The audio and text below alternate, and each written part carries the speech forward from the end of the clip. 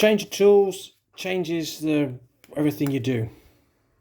Haven't used these brushes for a while, normal decorators brushes.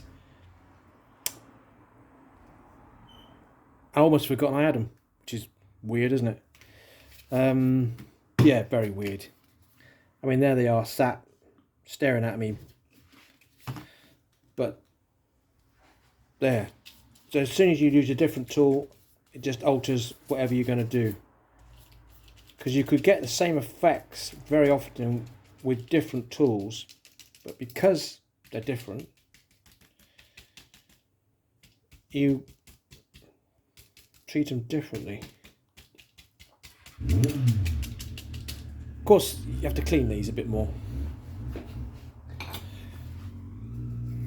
which can be, well, if you're using lots of different colours, because you have to have fresh brush for each colour, don't mix them. It's always tempting to do that to save time or something, but it doesn't work. So if I'd done that with a palette knife, it would have come out obviously completely different. But perhaps it isn't obvious. I haven't used that many, apart from trowels, builder's trowels, which those are mostly, and then used artist painting knives. I have used needles, which I will use again, but not predominantly. So you get a lovely stipple with a brush. You get some really nice textures. So do that, and I always, what do I always do? Don't want to waste the paint too much. There we go. That'll do. Don't know what that's going to do. We can put a bit into that to do that.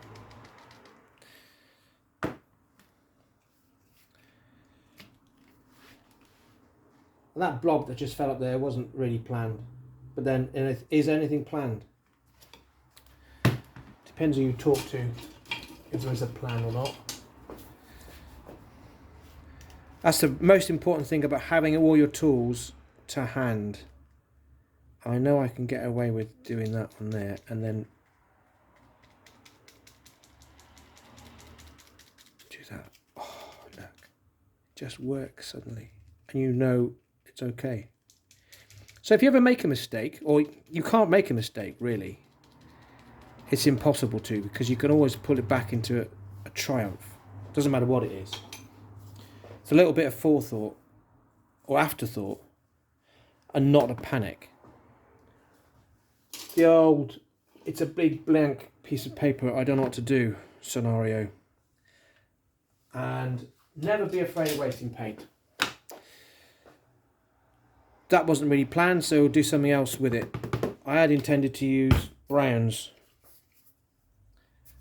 but I'm not sure that's going to be the right. And that is the other important thing with all these paintings, is if you do have a pre-plan idea, which there I stared at the paints for quite a long time, and sometimes you just don't care, you just pick them up. Sometimes you think a process, oh, I'd like to use this set of colours. Never be afraid to change your mind completely. Don't get stuck in a set, oh, I decided to use that colour, or I decided to use this, that's what I'm going to do.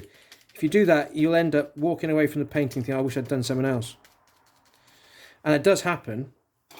And that's the other thing about having a time. I know I don't do strictly 5 minutes now, but when I did strictly 5 minutes, I had to make sure that I wasn't mucking around too much.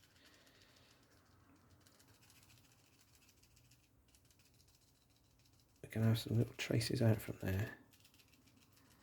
It's going to do something. So that's the whole painting covered. And you have to decide at this point, is it finished? Does it need anything else? It's 4 minutes 25. Does it need something else? I've been keeping things a lot more simple for the past few paintings. So do I want to keep it simple, or am I going to put just some lines in it to give it a bit more motion, a bit more something else in there? If I don't hurry up, I've only got 20 seconds, I'm going to be really stuck. So I think it does need something else. It needs it now. It does need it now, otherwise it ain't going to happen. So just because it needs it, really, and it does need it. Look, you see, that's what it needs. Just needed that.